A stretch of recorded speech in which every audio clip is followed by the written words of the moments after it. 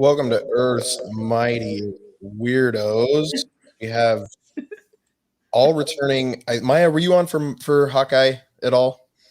Yeah, the first episode. Everybody's returning for their second time, at least with Hawkeye as well. For her third week in a row, we do have not Maya there. We have Sarah from the Nerd Emporium on Instagram. Sarah, how are you doing this evening? Hi, everybody. I'm good. I just finished putting together the Avengers compound Lego set with my nephew. Nice. How long did that take? Probably 45 minutes. Not too bad. Nice. I'm still teaching them. So. For her second week in a row, Miss Cara. Cara, how are you north of the border? How was Boxing Day? It was good. I spent a lot of money from the comfort of my own bed, which is the way that I like it. That is a grand old time. There are no torches. There are no pitchforks. There are no lanterns. We are not burning the place down. So that is the good news there. And welcome back to the show, Maya. How are you tonight? I'm doing well. Cannot complain. Had a great holiday, so I'm excited to chat with y'all. Good. Well, we're excited. We're excited to get into it. We are starting an hour earlier than normal. So if you are catching us on replay because you didn't know the time change, thank you so much for tuning in. You can find us anywhere you find your podcast. Don't worry about me. I am feeling just fine. I just sound a little bit different. So we're going to go. Justin says, trust the bro. Main Bun Rudder's here, says, let's go. Patrick's here. Mark Valentine is here. This gift, Rogers the Musical t-shirt, a super powered sensation from Mark Valentine. Thank you so much, Mark. Alex is here. Patrick is listening while it works. Thank you so much. He also loves the shirt. Jalen is here. Jalen received her gift from Spider Sunday. Jalen, I regret to inform you that shirt does exist in a Sebastian Stan version as well, but the option was on the table just of those three. So if you need the link, let me know. Stephanie says, ladies represent. Absolutely. We are very excited to have the ladies in the house today. Ryan's here. Hope you're feeling better, Ryan. Somebody says they like my shirt. Facebook user, you can click the link in the comments above you that says StreamYard/Facebook. Give them permission so we can see who you are, who we're talking to. Well, let's get into it. There's no other way to get into an episode of Earth's Mightiest Weirdos than without going to the world according to Jax. Hey, Jax, how are you? Hey, Dad. Show everybody your cool shirt that you got for Christmas. Oh, Shang-Chi, right? Yeah. You like Shang-Chi? Yeah. All right. Well, we're going to get into talking about Hawkeye. At the end of our episode, we're going to talk all about the finale throughout this episode, and then we're going to each give our Mount Rushmore of moments from the episode. Unless you're Cara, you're going to give 4 total Mount Rushmores of moments. But Jax is going to let us know his Mount Rushmore of moments after he tells us if he had a good Christmas or not. I had a really good Christmas. What was your favorite gift? I don't know. Your Grogu Lego set, probably, right? Yeah, that's already been built and he's up on the dresser. Yeah. All right. Well, Jax, what were your Mount Rushmore of moments from all 6 episodes of the TV show Hawkeye? Number 1 was the Hank Pym arrow. I thought that was a pretty cool moment in all the episodes. Yeah, the giant arrow that comes down after the big car chase. That's a good one. Number 2 was when Kate actually gets to talk to Elena for the first time. The whole time in the apartment, that was the girls' night with the mac and cheese and the hot sauce. Yeah, that's a really good one. That's definitely going to come up many times throughout our Rushmores, I think. How about number 3? Number 3 was when that kid was talking to Jack about going back to jail, and then he said, "Do you remember when you peed your pants at the Hamptons house?"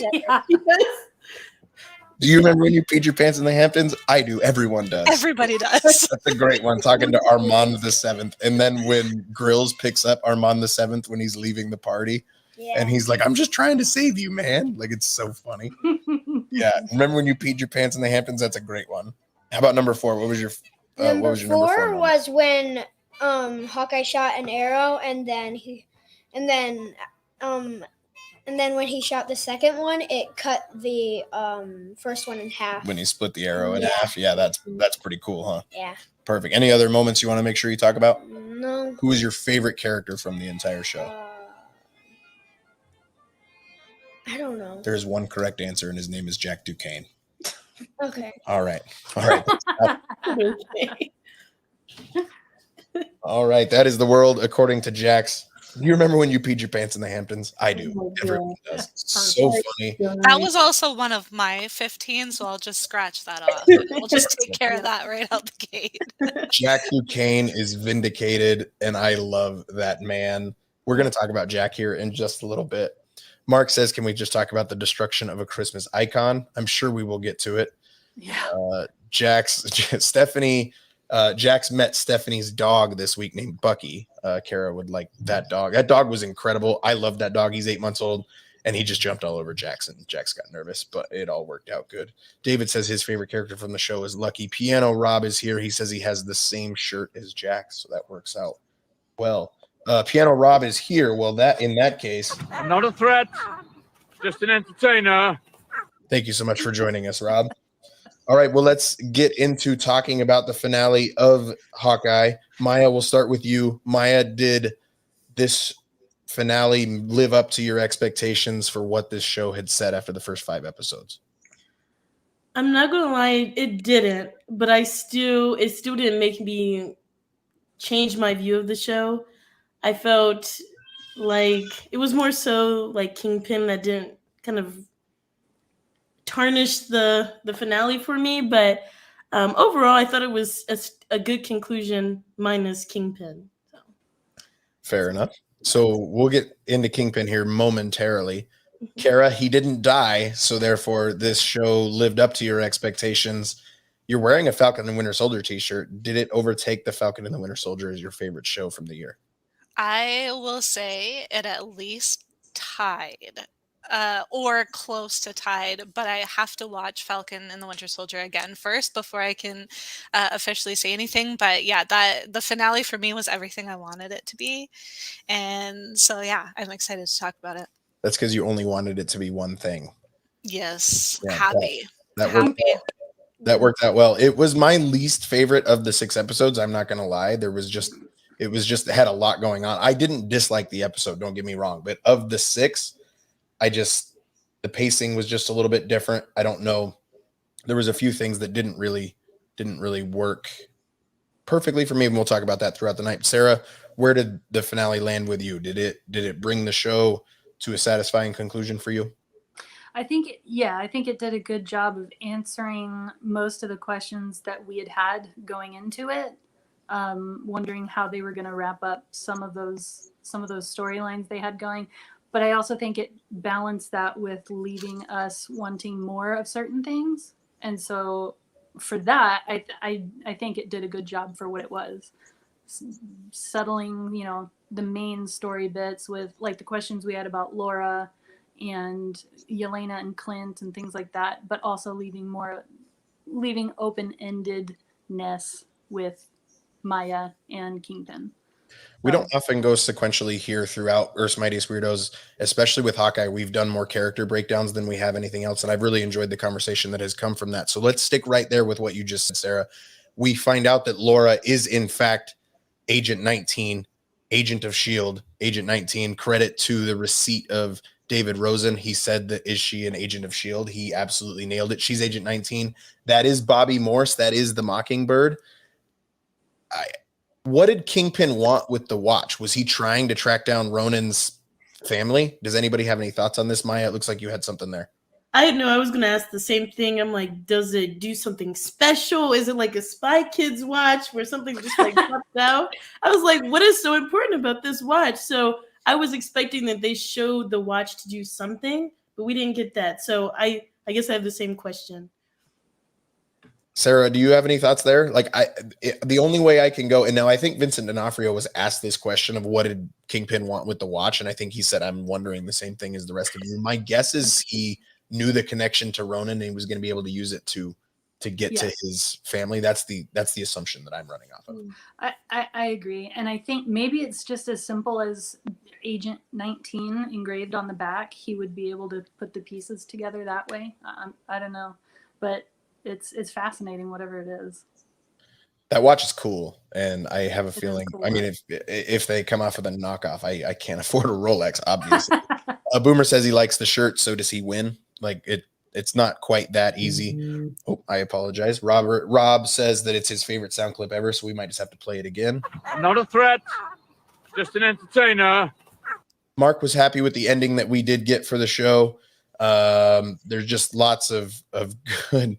Rob is now going mock, yeah, ing, yeah, bird. Yeah. So if you get a Dumb and Dumber reference, I am good. Alex says Cara wins background of the year. Absolutely. Welcome to Alex as well. Agents of S.H.I.E.L.D. is canon in the MCU, says Ryan. I think quite the opposite. Bobby Morse is a completely different character within the MCU, but I would love to see her return somehow, some way. Maiden Run Runner says maybe the watch was just a retirement gift from S.H.I.E.L.D. for Agent 19. I agree with that. That's what I think it is. I just think it's a gift from Nick Fury. And Bobby's out of the game now. Name change to Laura, whatever we've got going on there. But Maya, let's start with you. You said he fell short of your expectations. Maya, have you seen the Daredevil series on Netflix? I have. Okay, so I would assume you came in with expectations for Kingpin. So what fell short for the character of Kingpin for you here? I felt like and this is because I know like how they shot him. They tried to make him look bigger and more intimidating, but I just felt like it was just any other character that we just got to see on screen. For it to be Kingpin, I felt, I don't know, I was kind of expecting like a more, not dramatic, but more of a presence with him at the end. And like the fight scene just was so corny to me, and his dialogue too. And granted, I know him as Goran from Law and Order: Criminal Intent, so I know he's changing his voice. He does not sound like that, so it's almost like him, like kind of impersonating what he thinks Kingpin's voice is supposed to be. Granted, I know it's a similar voice he had in the Daredevil series, but it's been a few years since I've seen that to remember his voice.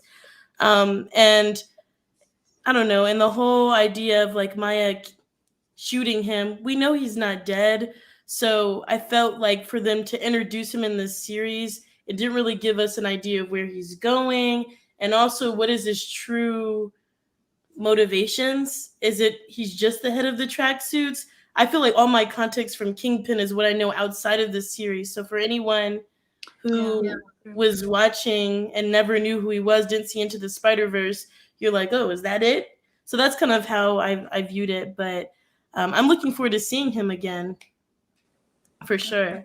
Yeah, Maya, to your point, we do not believe he's dead, and pulling directly from the source material, the comic books, this is the character of Echo who has a gun pulled on him, and we still see him.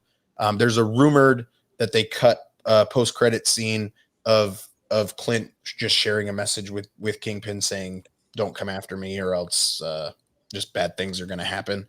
I can see... now knowing what Disney's mindset was, they're not even giving us a post-credit scene like that because, hey, it's Christmas, happy-go-lucky, whatever. Like they never were going to kill this guy. So it worked out okay for Cara's standpoint. Cara, where do you stand with Kingpin? This was your first introduction to him outside of Into the Spider-Verse. You do know the big bowling ball character from there, but corny was not a word I expected to hear from Maya. That really caught me off guard. Yeah, I mean, I felt differently, I guess, as somebody who hasn't seen him before. I thought they did a good job of showing kind of who he is when Kate shoots him with the arrow and he just rips it out and she's like, what? Like, I think to me, that was all the context I needed, aside from him beating up a 22-year-old girl that was like a quarter of his size and didn't care about it. Like, I can clearly see that he's, a not so nice man. I wasn't bothered. I don't think that he was a focal point in the show. I think he was just like a little added piece. So to me, I saw it as a bonus, not as something that I was gypped with. And I think that we'll see him more in the future. So I wasn't bothered by any of that. I know some people, Bryan, you included, were frustrated with some of the like realistic aspects of it. But I also think that the show started with a scene with massive metal-looking aliens floating through New York City. So if we're like picking bones about what's realistic in this show and what's not, I feel like this is just not the bone to pick. And you bring it up, and I will say it now.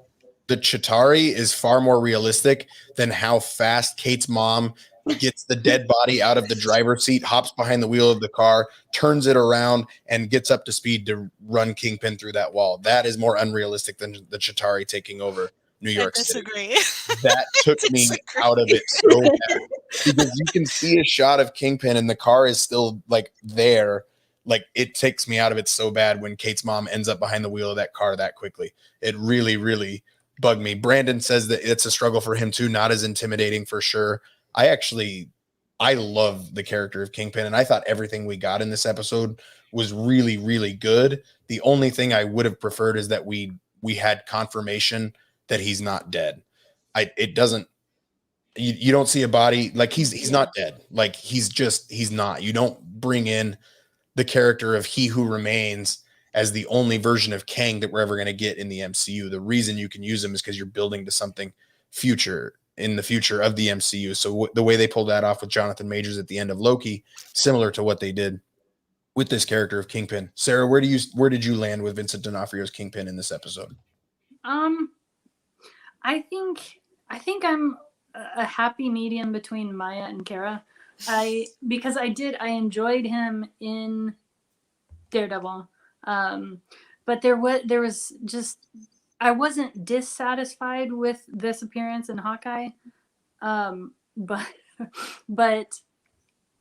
I feel like there was something left me wanting with him. I can't pinpoint what it was. Because we saw that he was brutal, like he's intimidating, he's scary, and the way that he was intimidating Kazi there right after they talked with Maya. But yeah, I don't know. Maybe it was just the way they left things off there with that gunshot. I'm not sure. The mental manipulation game that he plays. Yeah. I get so mad when he signs to Maya, "I love you," and it's just like, and Maya knows, like he knows that Maya's gone. And then he tells Kazi, like, she's got to go. The bishop woman's got to go. Like in Kazi, you can see the regret in his face. Let's stick with that character of Kazi. Sarah, you've raved about him the last several weeks, how much Rafi has owned this role. We got really good stuff here in the finale. He really does seem like he's probably gone. Yeah, that kind of surprised me. I thought that they were setting him up for the clown character. I can't remember what the actual character's name is from the comics, but I thought they were setting him up to become the next Maya, the next head of that branch of the organization. So that surprised me, and I like that actor. I like Rafi. I'm kind of bummed about that. When he said this is my life and it was never supposed to be yours. Like he loves Maya, but he kind of has to do what he had to do. Brandon says, I think he should have been the final intro as the next season on Hawkeye type of introduction, giving him a scary entrance and boss feel. He's not the next season of Hawkeye, though. He's somewhere else in the MCU, and Echo is somewhere else in the MCU within her own show. So, and we don't know, like Jeremy Renner has said many times that this was kind of it. So we don't know if he's coming back. Season 2 of Hawkeye, I think, is the lead character. The main character of this show was Kate Bishop. It was not Clint Barton, which is completely fine with me. But I just think everything that it worked. I loved it. Kazi's character throughout the episode of Tell the Boss Christmas Came Early, finally seeing him as the henchman that he is was really good. I really liked the scene that Jax was talking about when Clint splits the two arrows and he catches the one in front of him and he goes, "Hey, nice shot." And Clint's like, "Yeah, no crap." Like just screams it from across the ice rink. I loved it. Maya, where did you stand with that character of Kazi? Are you sad to see him go? Yeah, but I felt like his presence was very powerful because going back to the first episode, they were literally groomed to be a part of the Tracksuit Mafia as toddlers. So the idea of him basically spending his whole life, it's not like something he just got into, he was older.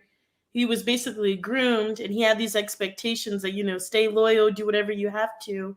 And him basically not being able to get what he was promised or what he thought he could get. I thought it was a really great way they ended up having the character. But I'm very curious to know who's going to be doing the interpreting for Maya now. After that, I'm I wonder who they're going to bring in to take on take on that because it's like him being that familiar person in her life.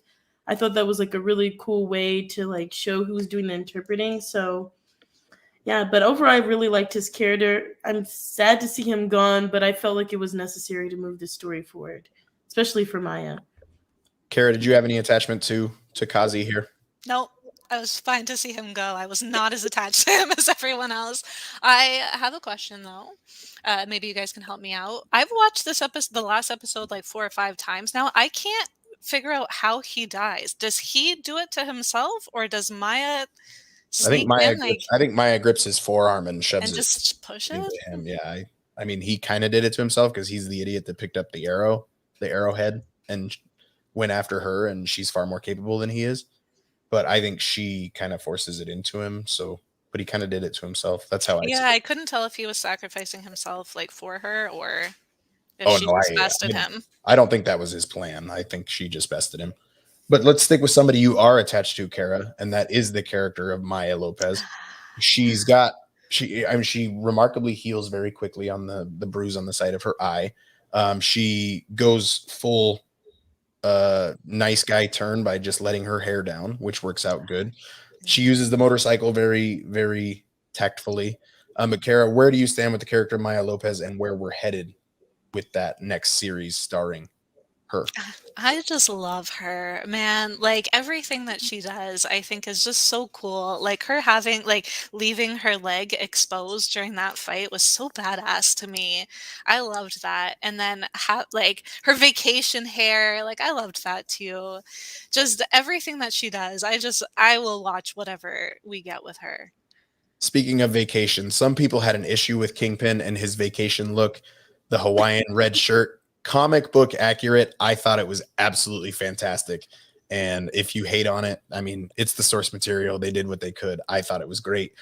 Maya, the character of Maya Lopez, aka Echo, you're all in on her series as well. Was there anything of her character throughout this show, or particularly in this episode, that really got you excited? I mean, overall, she was amazing. I love when we were able to see a little bit of her apartment. Was it 2 episodes ago, maybe 3? Because it really showed more of her like Native American roots, like how she decorated her apartment. So I think that was cool. But the final battle was really cool. I know I thought of Sarah when I was the motorcycle because it was so Nat vibes in that scene. So I think I'm literally so excited. I wish Echo was the next series we got because Yes. I can't imagine waiting until that series to see her again. I don't even know when it's coming out, but I'm really excited. I don't think anybody really does. I mean, it seems like the fact that it's announced, probably it's 2023, but we don't know for sure. Sarah, Maya Lopez, floor is yours. I think she was amazing. I liked how they handled her turn. I think that it was a slow burn, but that was okay for me because it earned the moment where she does turn, and I liked it. The stakes were great. Alakwa Cox, I said this last week, but she had no acting experience before her audition for this show. I think she was just stunning. She was great. The fight choreography. Oh, Heidi Moneymaker, shout out, who was Black Widow's stunt double, Natasha's stunt double. She was the fight coordinator for the show. Did a fantastic job. So yes, I love Echo. She's great. I can't wait to see her again. Heidi Moneymaker. Man, Yeah. That's awesome.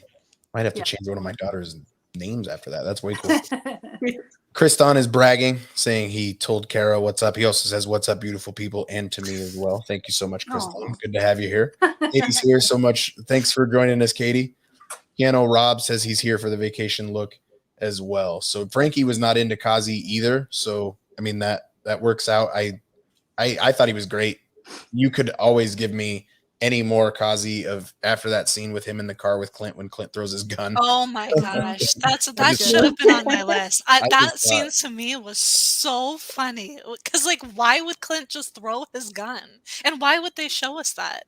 Because so it was good, fantastic, so That was funny. funny. That was A little- fantastic. yeah. Katie's doing my job for me. Thank you so much. Katie says, don't forget to hit the thumbs up. Absolutely. Give us a thumbs up. Give us a like. Give us a share. Let your friends know that we're here talking about Hawkeye.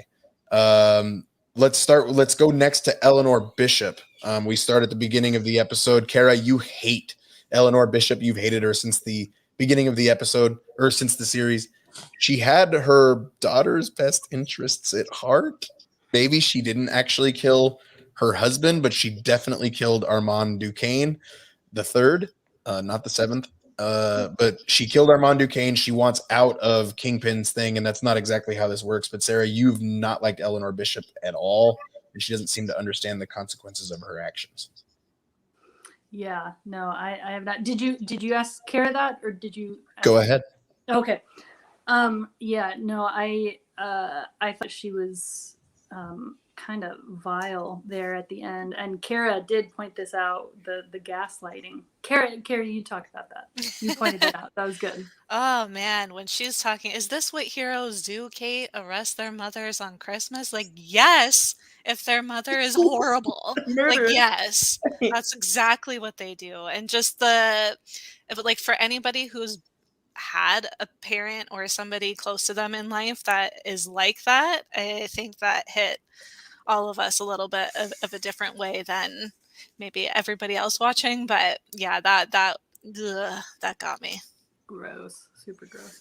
She tells Wilson Fisk, and when he says in the spirit of the holidays, like, I ask you to reconsider. I love that line. I think that line is awesome. We actually got to hear it twice because it was in Yelena's recording as well.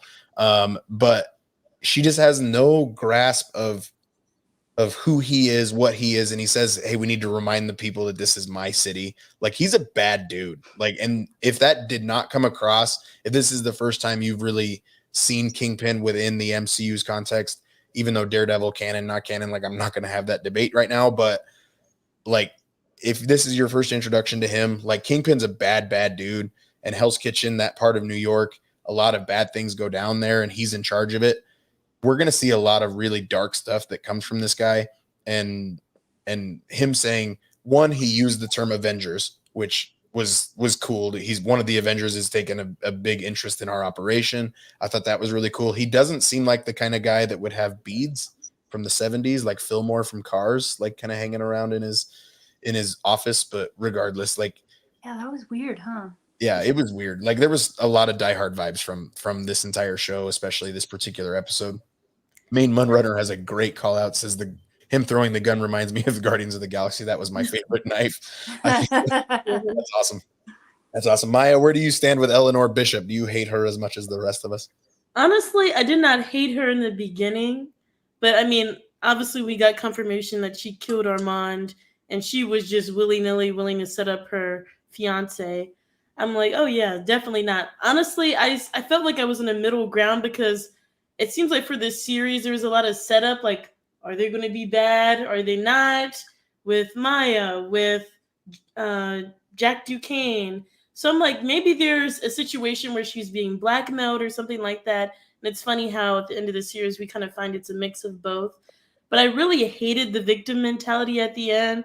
I'm like, don't try to justify murder. Like, and she never even changed her tone. I don't know. I felt like it was kind of weird how she communicated with Kate at the end. Like Cara said, it was very much gaslighting, but it wasn't even the tone of her voice didn't change. Like, if you take the clip from the first season when she was just talking to her daughter, or the first episode, I just hated that we didn't see a change in how she communicated after she was kind of found out. I don't know. That's But that's what was good about her, Very though. cold. Yeah, yes. If you watch back, though, like when all the specific moments happen throughout the whole show that kind of exposes her a little bit, she never flinches. And that's what's good about her the whole time.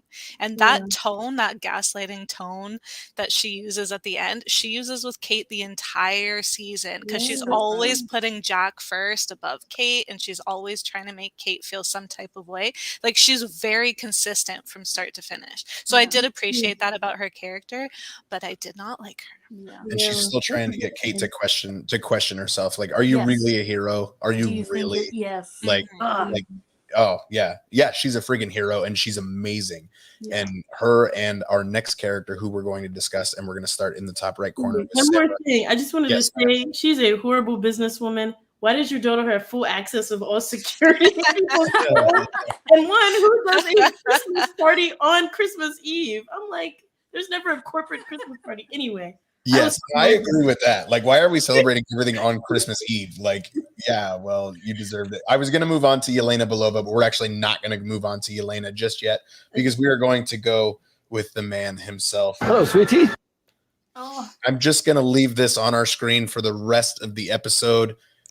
Jack Duquesne is a hero, and I love Jack Duquesne so much. The fact that he brought the sword to the Christmas party, he said, and he gets the chance to just say, "Oh, this is my moment. This is my time to shine." And when he looks Kate in the eye and he says, Hello, sweetie.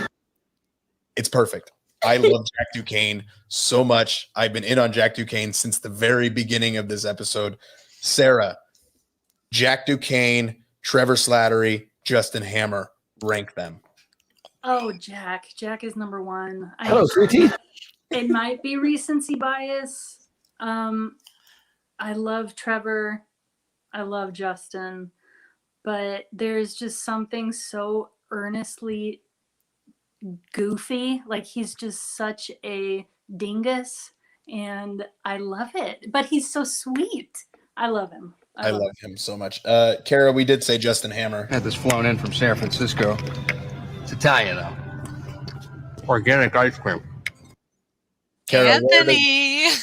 Cara, where does Jack rank among the three of Justin Hammer, Trevor Slattery, and Jack Duquesne? Yeah, that's a tough one. I'm going to put him in the middle, and I'm going to put Trevor on top. But this could change at any given moment. If Justin Hammer comes back, I reserve my right to. Yeah, exactly. As much as I love Jack Duquesne, you cannot top. Well, I panicked, but then I handled it. Trevor Slattery is still my number one, but the three of those guys having a beer together is something that I need as a Marvel one shot. Maya, do you love Jack Duquesne as well? Yeah. I mean, it's not like someone I was like, oh, he's awesome. Like that bit, like Jack's mention with him and Armand the Seventh, I was cracking up. Like that scene was so funny.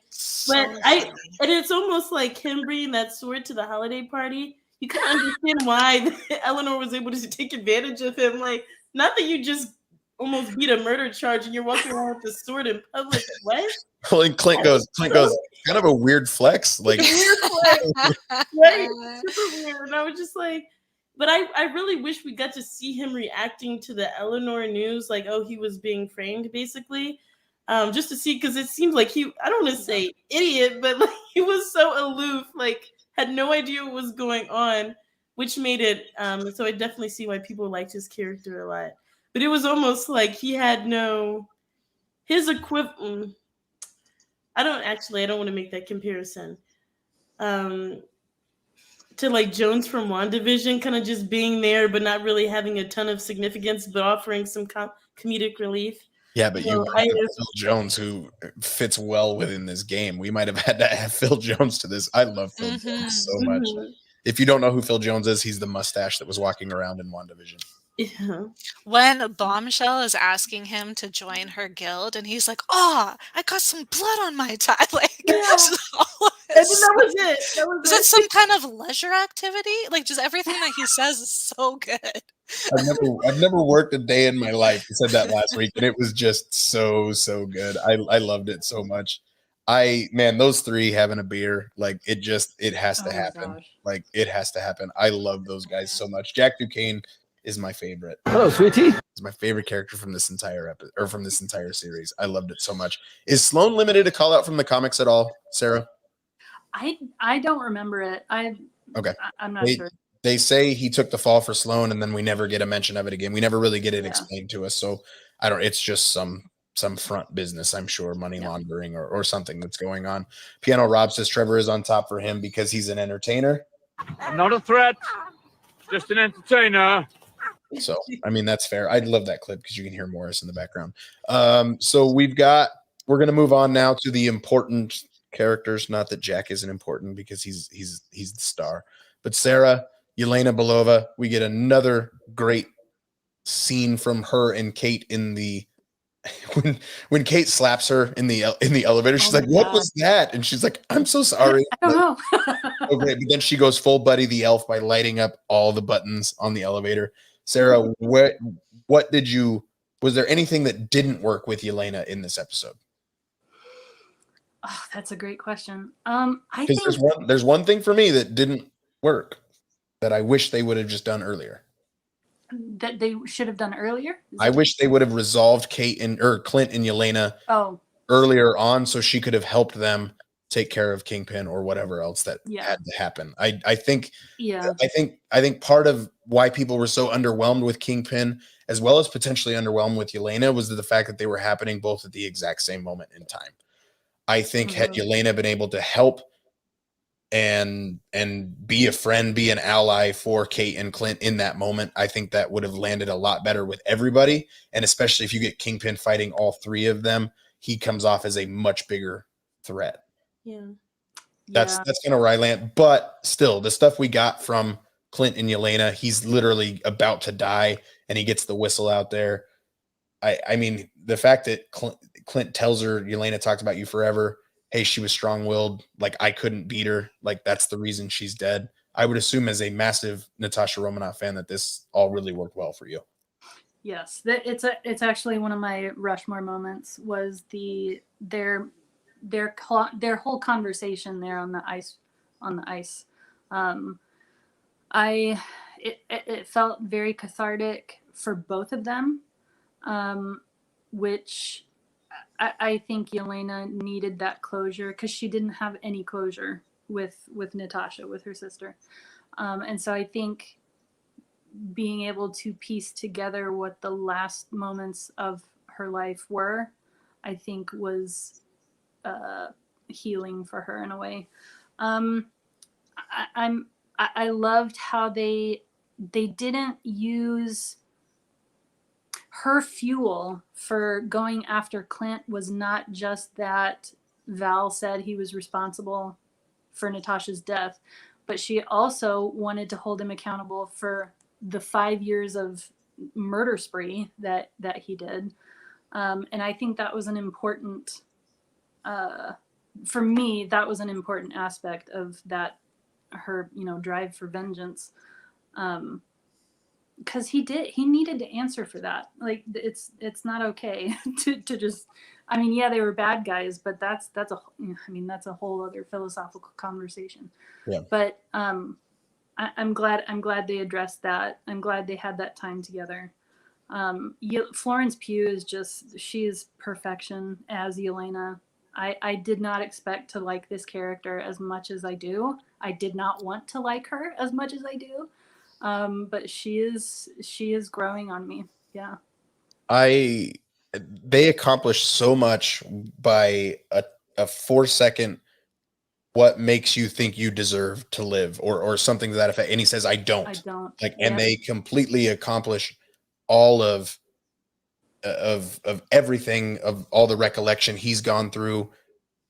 Again, what has he shared with Laura? She's still very much in on her husband and everything else going on there. Sarah, I want to get you, before we move on to the other two, talking about Yelena. Rob says they had to show that Kate could survive a solid villain alone fighting Kingpin. I don't know if I agree with that. If you can hang with Yelena, you can hang with Kingpin. Like, you can hang with anybody. That's I think we already had seen the capabilities of Kate. I think for me, I would have loved to have established more the character of Kingpin in that moment than the character of Kate, because I was already sold. That's where I live personally. Mm-hmm. Yeah, and I think that was a cool call out. I hadn't even thought about all of that, like a little mini Avengers team up against Kingpin.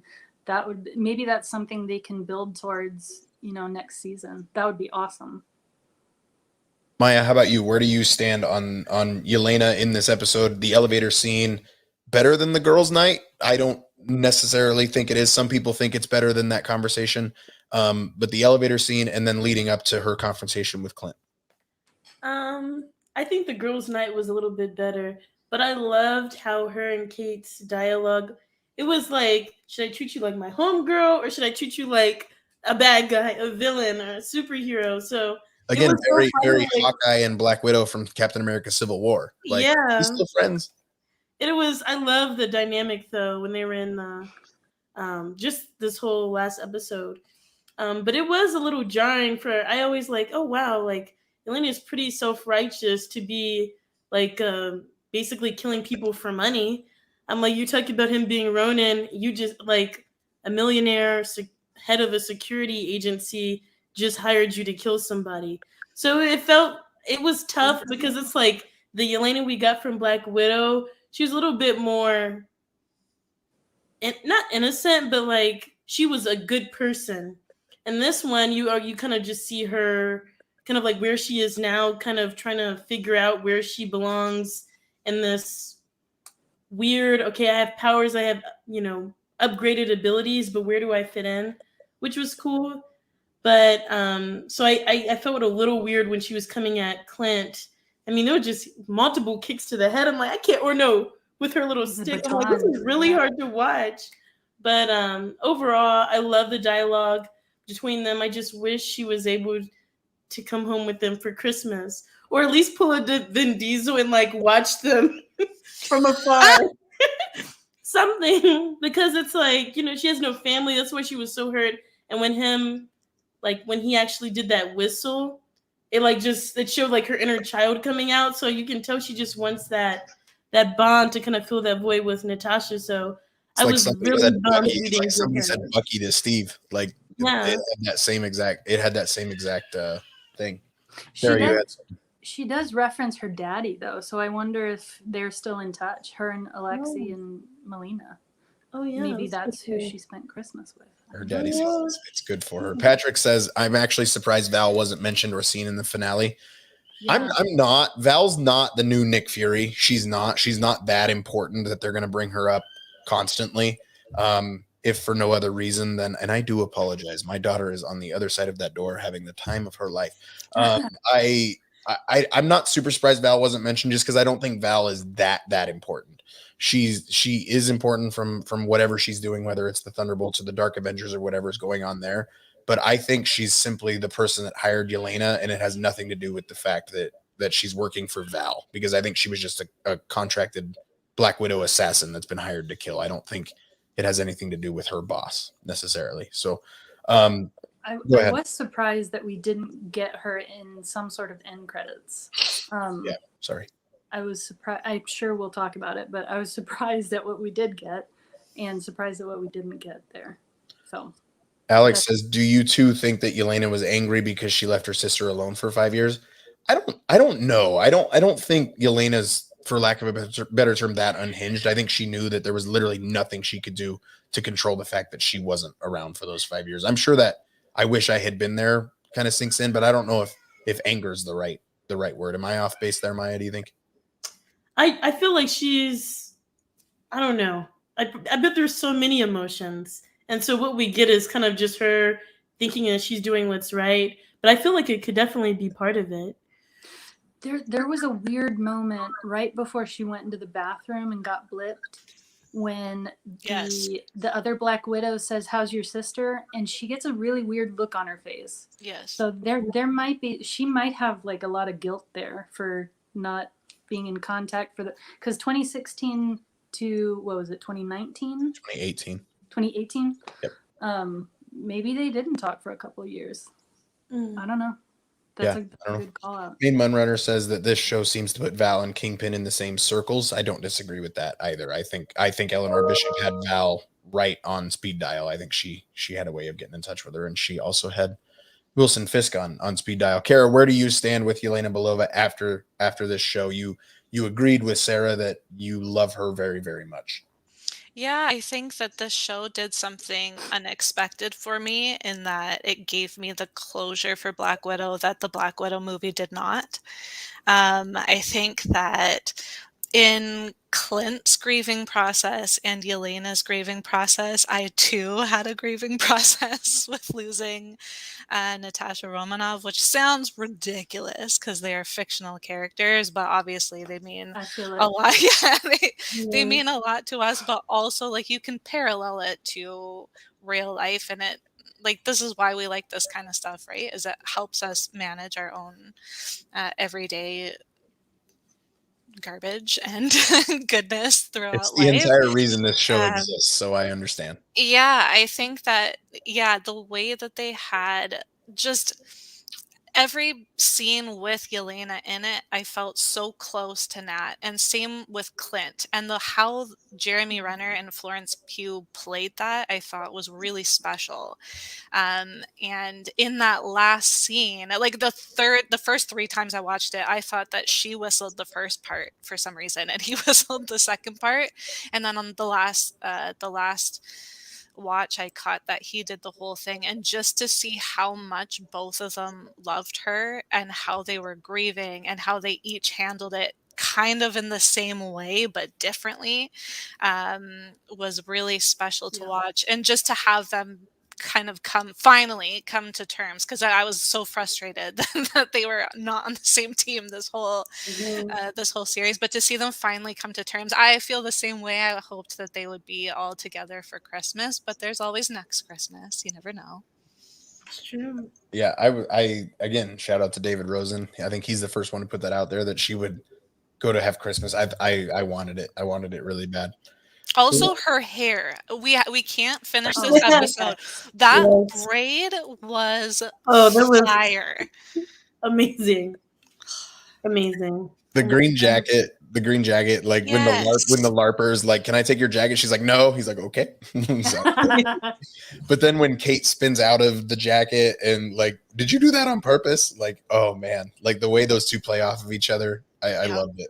It's the perfect her fighting style, just everything. It's the perfect next Black Widow and Hawkeye best friendship, and I'm here for it. There is one thing I wish with Yelena they would have stuck on longer, and that's after she has that fight with Kate and she jumps out that window and we get that amazing camera shot that follows her 90 degrees onto the side of the building to run down. I wish they would have held that camera shot just a little bit longer, because that shot was really, really cool, seeing her run down the side of that building. I thought that was really great stuff. Well, let's go with who people assumed was the main character of the show before we got started, and he obviously still is one of the main characters. We find out that Clint is the maker of his own special trick arrows. The scene of them building their trick arrows together, I thought was really, really great stuff. So great.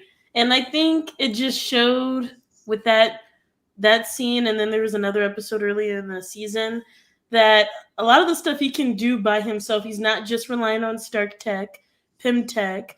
He, I guess, is an engineer of some sorts, has to have some sort of experience in that. And it just made him be like a more capable hero in my eyes, just seeing him put everything together. But overall, I felt like Clint did what needed to be done in this series.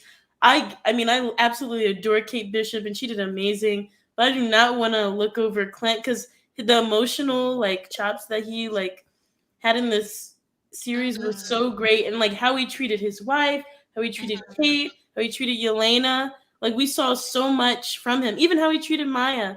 So I think his performance was the best in the MC, like the best I've seen in the MC. Well, Clint performance I've seen in his other films. Right. So, I mean, obviously he had his whole show, but I adored his character.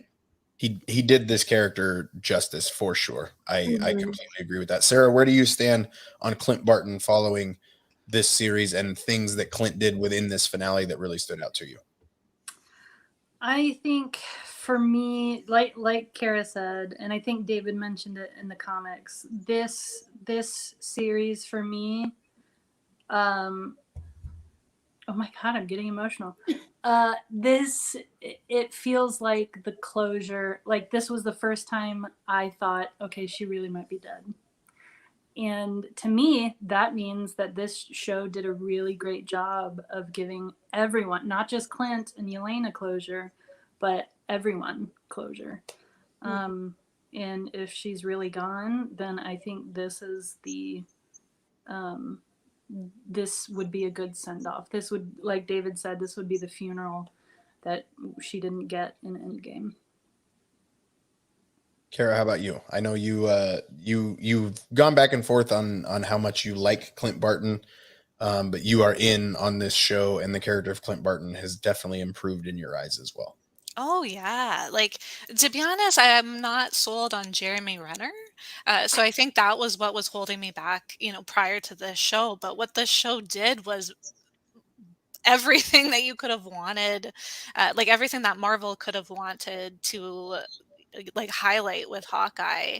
As Maya said, like from the way that he or Maya or Sarah, from the way that he just treated women, especially, but all the people in his life, the relationship he had with his wife was like in that scene where they're building the arrows and Kate takes a moment to tell him, like, you were just a normal person and you did what gods were doing and you did it fearlessly. Like that moved her. And the same thing, like everything that he's done, from the way that he treats his relationships to the way that he views what the right thing to do is and how he atones for his sins and all these kinds of things, like that is a hero and that is somebody that we should look up to. His acting in this show was phenomenal. I cried every single episode, and every single episode was because of him and just the way that he was processing grief, or when he was talking on the phone to his son and how he was so emotional in, not being sure if he was going to make it home for Christmas or not, and processing like the fact that he might be leaving his children behind and all these kinds of things. Like it was so well done. And yeah, like kudos to Jeremy Renner because he really jumped notches for me.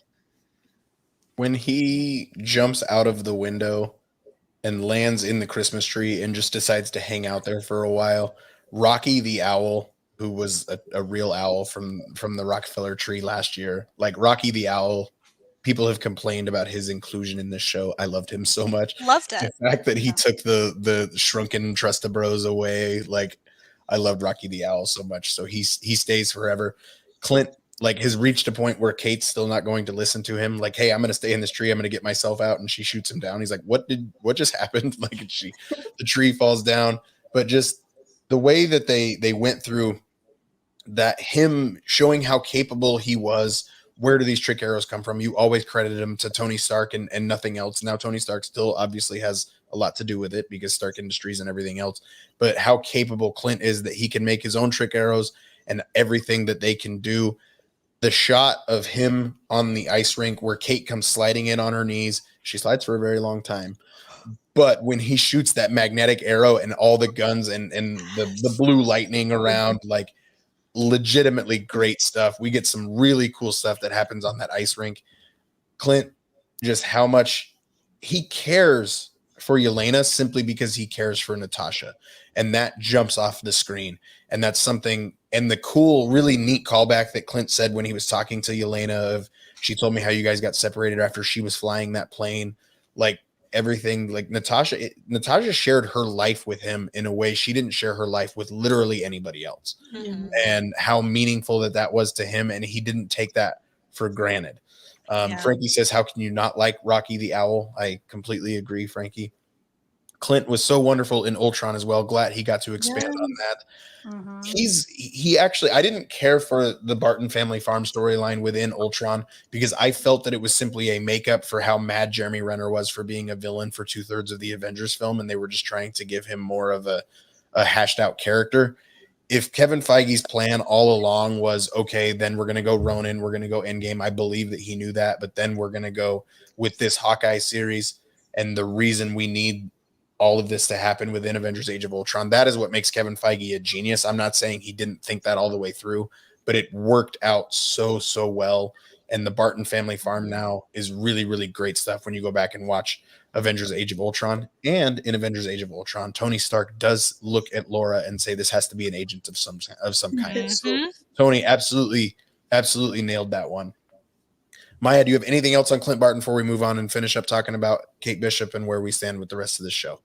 Well, yeah, Cara definitely sparked another thought that I had, and I think it's really important you talked about like how he treated the women. If Falcon and the Winter Soldier like showcase like positive masculinity or healthy masculinity, same with this show. Because I think we're so used to seeing these like I'll do it myself, the diehards, the Mission Impossibles. the type of where it has kind of like a similar archetype, but him being able to like work with many different women in this series and it just be like a natural partnership, I felt spoke volumes, and it just showed. It just, I don't know. I love it. And then gave credit too, right? Like when he's in Yeah. the ambulance afterwards with Kate, and he's like, sometimes people come around that spark something magical in you that you couldn't have without. Like he gives credit, like, Right. and that's something that we haven't seen before. Right. Mhm. And he has that moment with Kate is similar to his moment with Wanda, where he kind of gives her Right. that Avengers Mhm. pep talk. True. And he kind of does that with Kate, or he starts to, and then she turns it around and gives him the pep talk, which I really loved. Mhm. When you wore it, you wore your costume, like, and then when he's at the end talking about how he needs to give everybody credit, and he goes, "Man, she nailed it with the elasticity." Like, I just thought that was all really great stuff. David's in the comments. He said, "Did anyone else wonder where the police were during the entire ice rink fight?" David is hung up on that, like I am with Kate's mom driving. But this just goes back to my point. We started the series with metal aliens floating through New York. There was a big giant purple alien that they just fought. Like, this That was is about to just shoot a down a little girl. it's just a bizarre thing to be hung up on. One of the things that I was hung up on was not where the police were, but where Yelena went for like 15 minutes after she escaped the building. Yeah. And then she was she checked out. I don't know if she was watching them fight. I don't know. Man, that's a cool arrow. Yeah, man, this is really cool. I could see that. I could absolutely see that.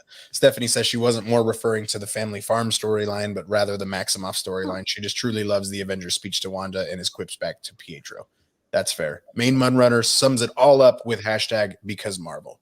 It is the greatest cinematic universe that ever has existed and ever will exist. And I said that even being a bigger fan of Star Wars. I was about to say, aren't you a bigger star? Yeah. But no, like the MCU is better storytelling than Star Wars. Like hands down, no questions asked whatsoever. Okay. Yeah. But speaking of Star Wars, join us Sunday night, Babu's Frickin' Podcast. We will be talking about the Book of Boba Fett. Episode 1 drops this Wednesday. We will be live on This Diz Life YouTube channel, 8 o'clock Sunday night, talking about the Book of Boba Fett and everything that happens in that series, which does premiere on Disney Plus this Wednesday. Star Wars is still great, but from a storytelling standpoint, the MCU just does it for me.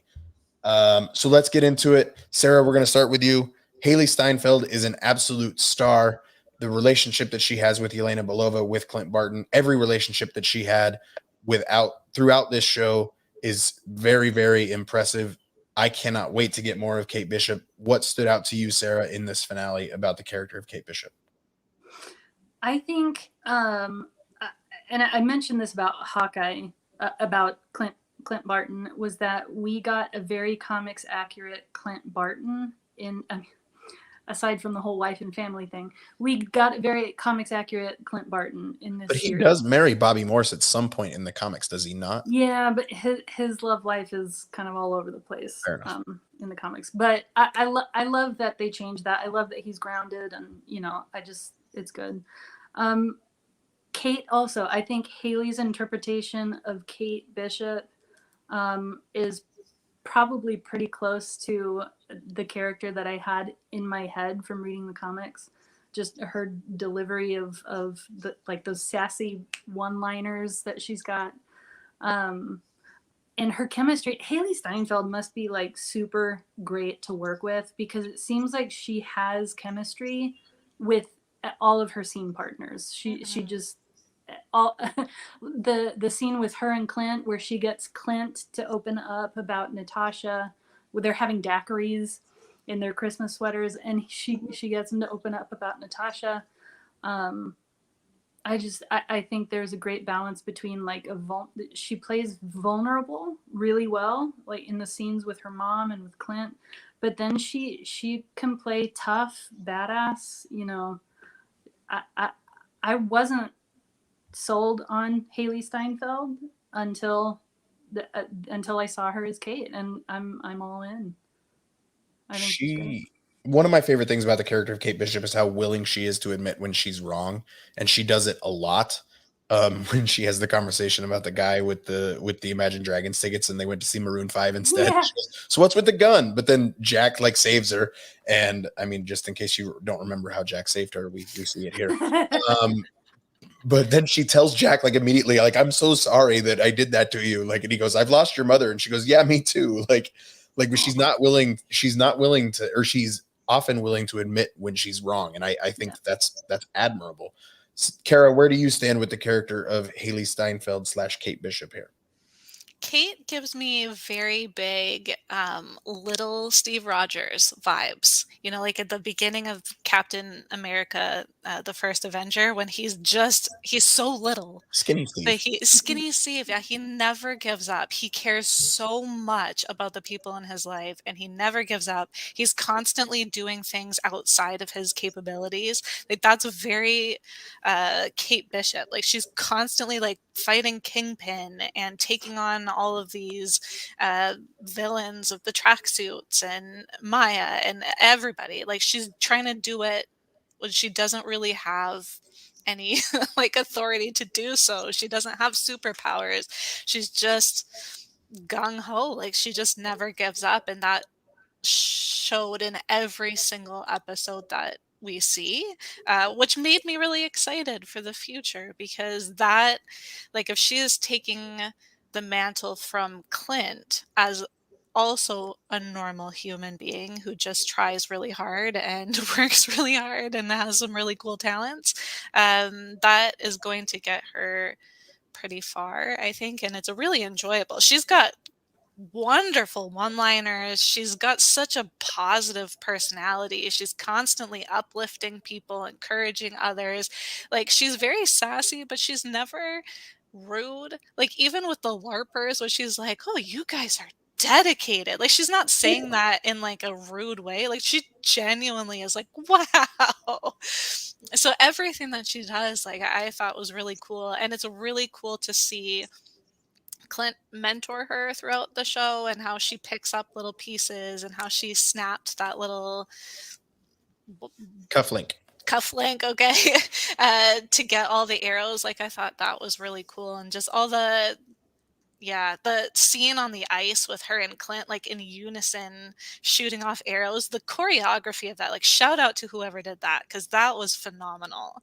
But seeing her and Clint with their arrows in slow motion with Avengers like music, like all of that had me going. This whole episode just, I know it wasn't everybody's favorite, but it was mine.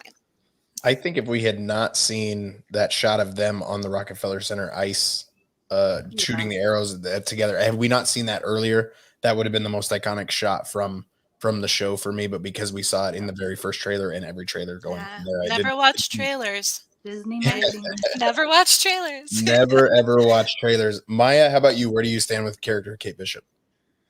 So I adore her. I mean, I think I mentioned this on the first episode stream we did. Is I wasn't a fan of Haley Steinfeld before this. So like kind of just seeing her evolution, her evolution was so great. You know how a lot of superhero movies where it's like, okay, they just randomly become super talented in a very short amount of time. I felt like it was a very digestible like growth, like from seeing her in the Hawkeye costume, kind of like fumbling to being more mature with her like fighting and stuff. But I also think it's not even what makes her such a great character is not just because she's like badass with like her bow and arrow. It's the dialogue and it's her human connection. She's such, like Sarah mentioned, a great people person. And it literally left me thinking, wow, I can't wait to see her interact with this person, like all of our favorites in the MCU.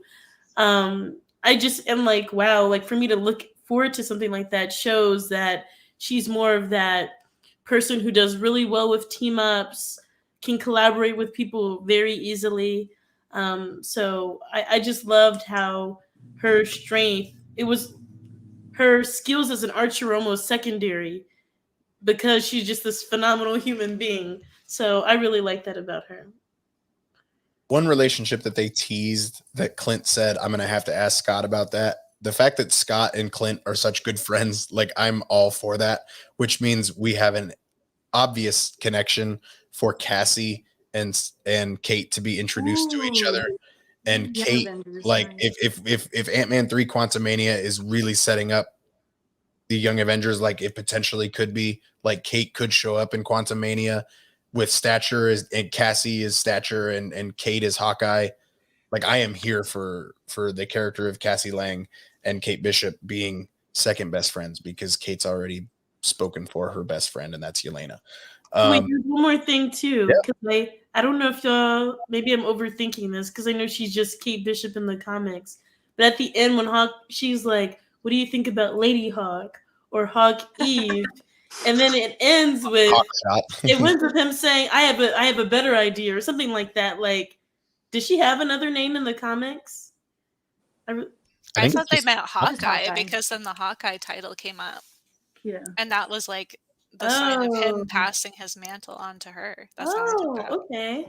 Yeah, when he said I had another idea and then it flashes the title card of Hawkeye, that's what his recommendation is. He's literally giving her the name. Oh, that's awesome. That was his retirement line. Nice. So, and he's His second retirement line. And he's good point. David says she showed up. Not only does she love and have fun being a superhero, but in her quieter moments, she showed that she has proper motivation as well. Yeah, Alex says, I have a better idea, and then the title comes up. So Alex took it the same way we did as well. Now I need to see Yelena and Scott Lang having a conversation. Oh, I bet if there's anybody in the world that loves mac and cheese as much as Yelena Belova, it is Scott Lang. And you know Luis is bringing the delightful rosé. I was at a wine tasting. It was mainly reds, and you know I don't like reds, man. You know, but there was a rosé that saved the day. It was delightful. Rob said it earlier that Luis needs to be at that beer with 100%. Hammer and Trevor Slattery and Jack Duquesne. So, yes, I agree with that. Let's wrap up with the post-credit scene. I loved Rogers the musical. I didn't need it as my only post-credit scene. I wanted a tease for the future. I wanted something, but we were all up in our feels for the holiday season. It is what it is. I think for the most part we got, and part of it is none of the song was a surprise because I've been playing it on loop ever since the song became available after the first episode dropped. I'm assuming we're all okay with the post-credit scene in its existence, but nobody is super passionate about the fact that it's there. No, I'm not a big musical person in general. Well, so. I am. I love. I didn't need it. The cameos were fun, but I didn't need it. Right. I just felt like there was I don't know what the cameos were, like, because there was like musical like Broadway cameos, right? Like actual Broadway people. Yes, like I would have. You know what? I would have enjoyed the musical if they panned out and we saw something new in the audience, like a recognizable face we're seeing. Because it's like it's great when we saw like Hawkeye there, but I was thinking it would have been dope to see Old Man Steve or like the back of Old Man Steve's head. Yelena was just in the city on a business trip, like trying to see, like, Yelena's reaction to the show would have been good. Like, honestly, if Scott Lang would have been like, I wasn't there, like, I just would have loved to see somebody in the audience. And they panned down to the audience at the end, thinking that you're going to get something. No, and you just don't. So I don't think it was super necessary. I think it could have easily been just a YouTube release on Facebook or something like that. I'm glad we got it at some point, like, especially if you're going to film it that many times. But it was as Main Mudrunner puts it, pure fan service, like that. And I mean, it's fine. Like, it was one of the very few things aside from Kate's mom behind the wheel. That car, did I mention that? Didn't really work for me in the show. But I think if we had seen Yelena's face watching that show, I think that would have made it. That would have been hilarious. Yelena's amazing, and I love her. I love her so much. So before we do move on. Before we talk about wrap up kind of our final thoughts on the entire series as a whole, I neglected to do this at the beginning of the episode, and I meant to do it first off. So let's get to it right now. It's my birthday.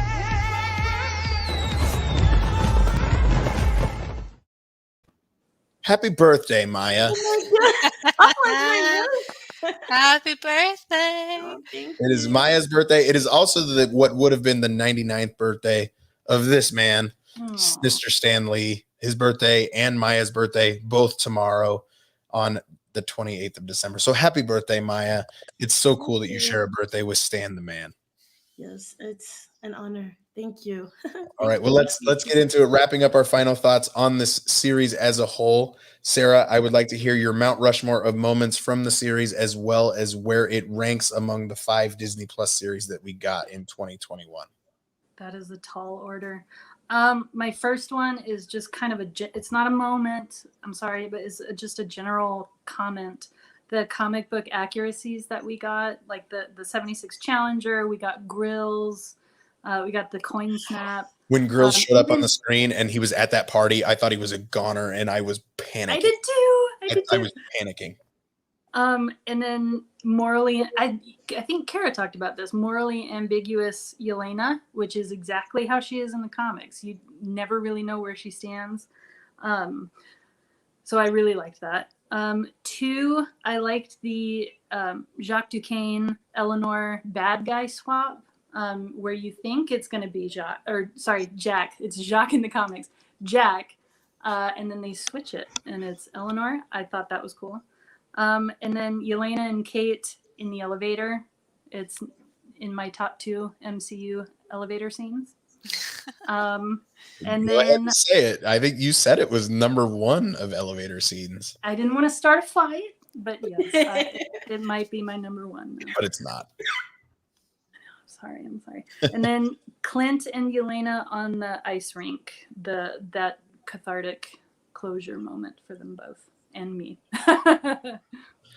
Fair enough. Cara, you have 15 written down.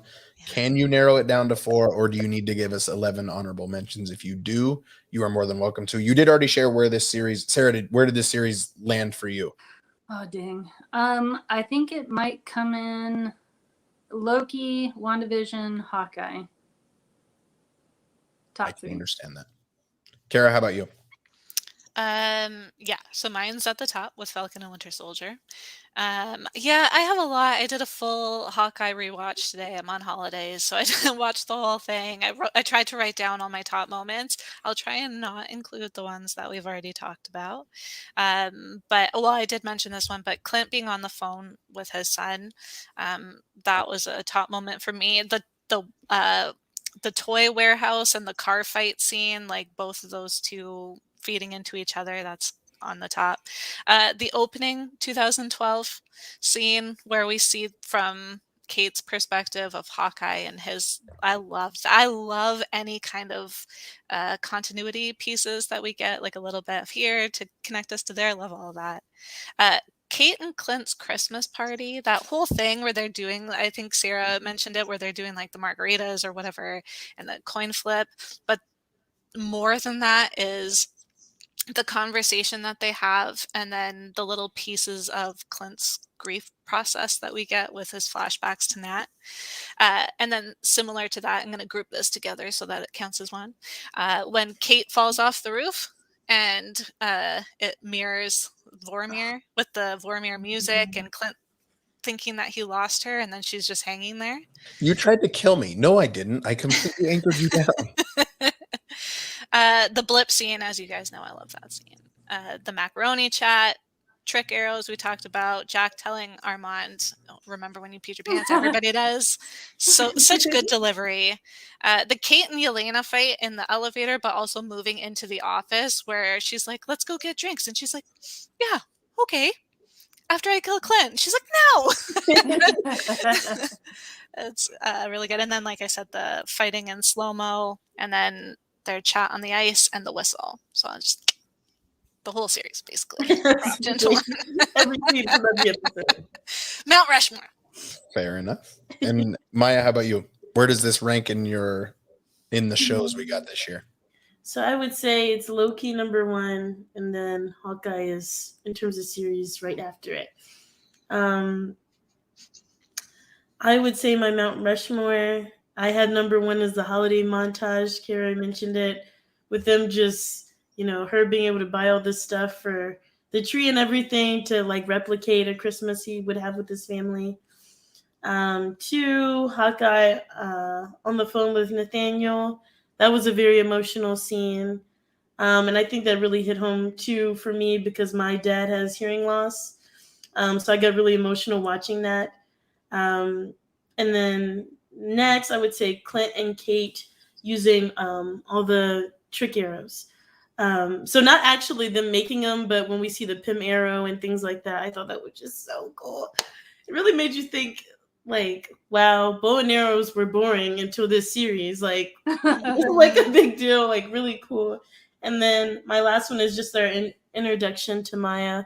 Like, we see her, she has all the speakers behind her. It's like this red light. It was just so cool. Yeah. Oh my gosh, having the speak, I'm like, that was the coolest way to introduce her character. So True. I really like that. Yeah, so a few of mine got mentioned. I give Cara crap for having 15. I have 8. So I've got four honorable mentions. The first one is the introduction of Grills and the LARPing.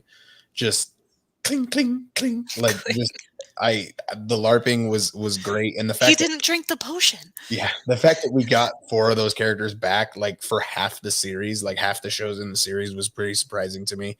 We talked about it earlier when Hawkeye threw Kazi's gun. Like, that scene is really funny. Jack, Hello, sweetie. I love Jack.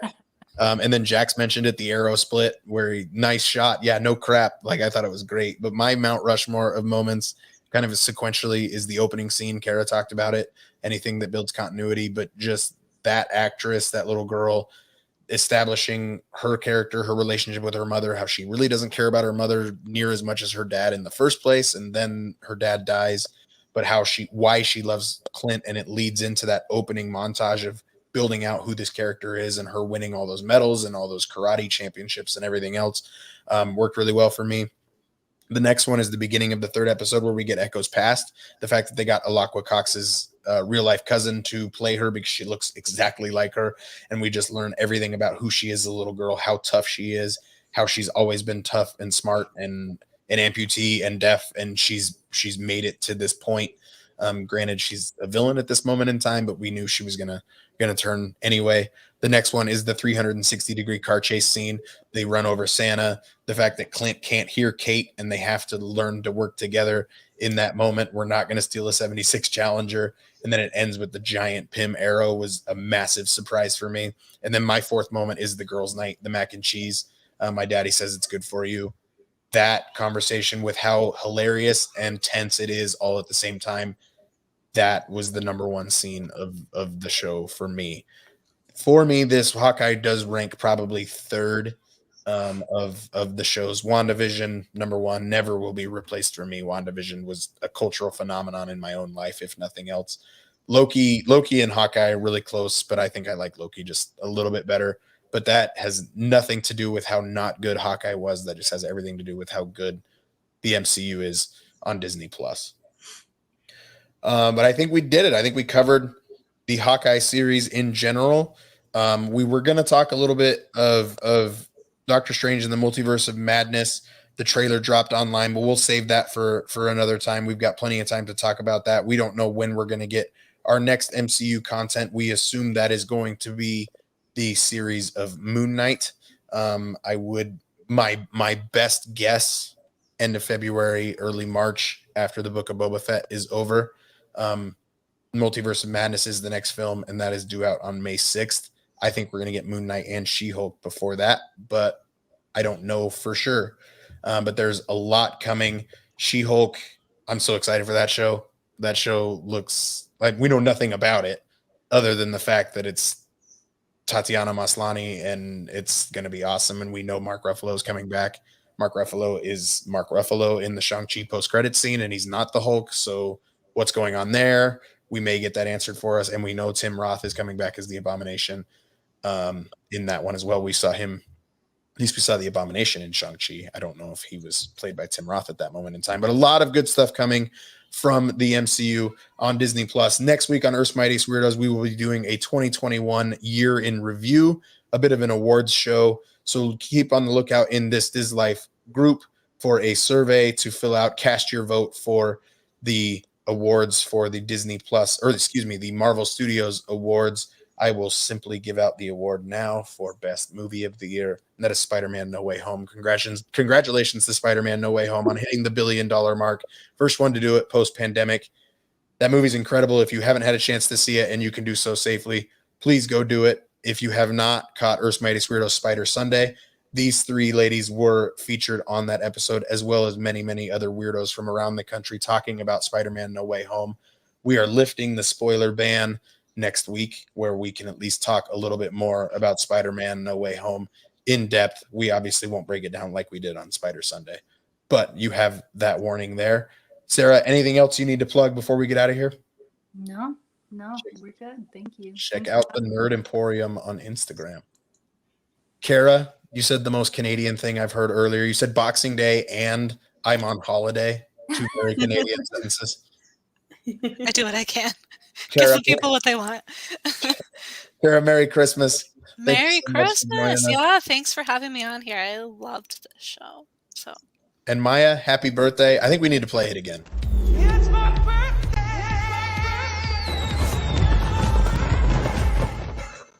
If you can get any more of the Grandmaster, it belongs. Maya, happy birthday. Thank you. And thanks for everyone in the comments who said something that was really nice. All right, guys. Well, until next week, for the children.